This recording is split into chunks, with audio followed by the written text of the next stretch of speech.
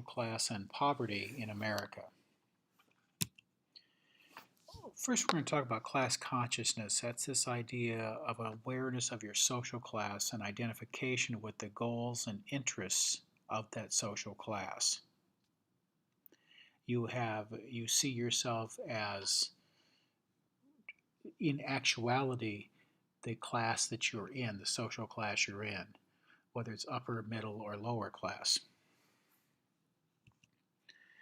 The overwhelming majority of Americans consider themselves to be middle class, even though they aren't. So in America, the social classes are as follows. The upper class, which makes up 1% of the population, and they have the largest amount of wealth, and much of the wealth is inherited.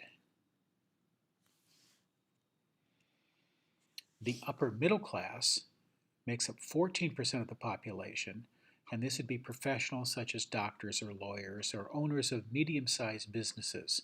And a medium-sized business would not be like the shops that you would see in the East Village of Des Moines or a lot of those places. These are bigger companies. Next is middle class. That's 30% of the population, and this would be lower level managers, teachers, nurses, and salespeople that are non-retail. So not some sales clerk working in a store, but someone who works for a company, a sales rep for medical supplies or something like that, pharmaceuticals. The working class makes up 30% of the population. This would be retail sales, clerical, craft, manual laborers.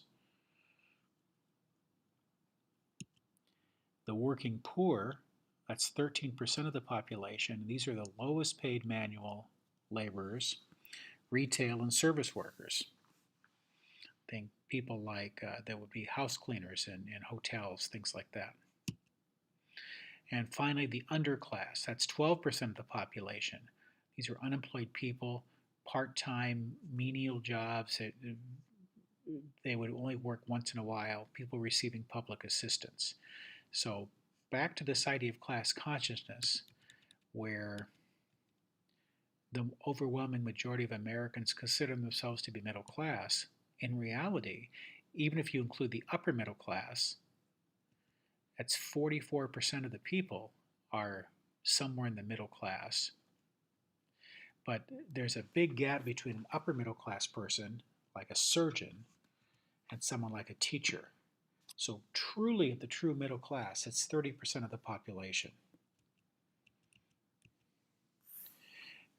Next, we're going to talk about the difference between absolute and relative poverty. Absolute poverty is the absence of enough money to secure life's necessities.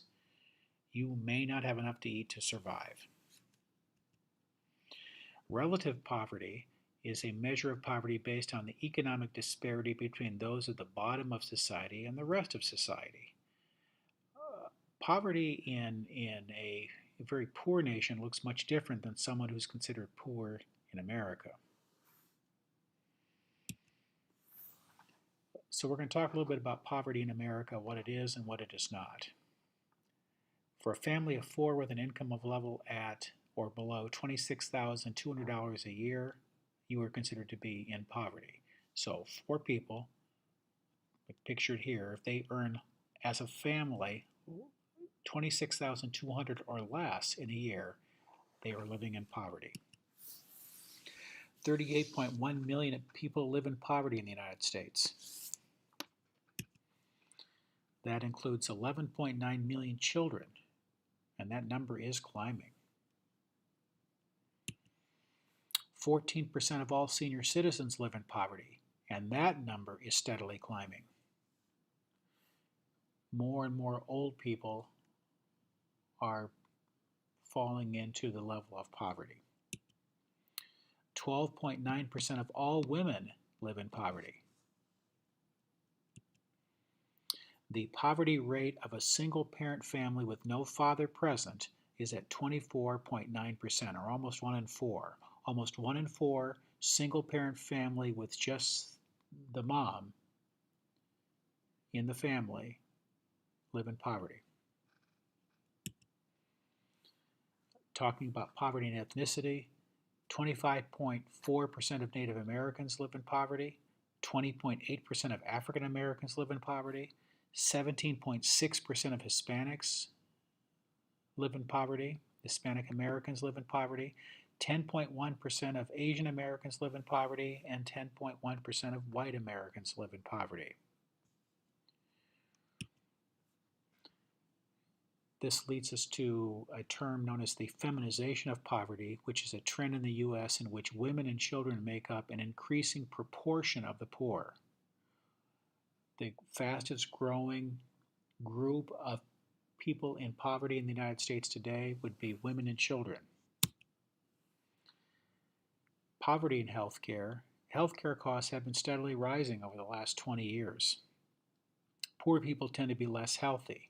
They have less access to preventative health care, they have less access to nutritious food, and they tend to have higher rates of alcohol, tobacco, and drug consumption. And these things all combine together to make poor people have a much lower lifespan and a much lower level of health care, of healthiness than everyone else in society.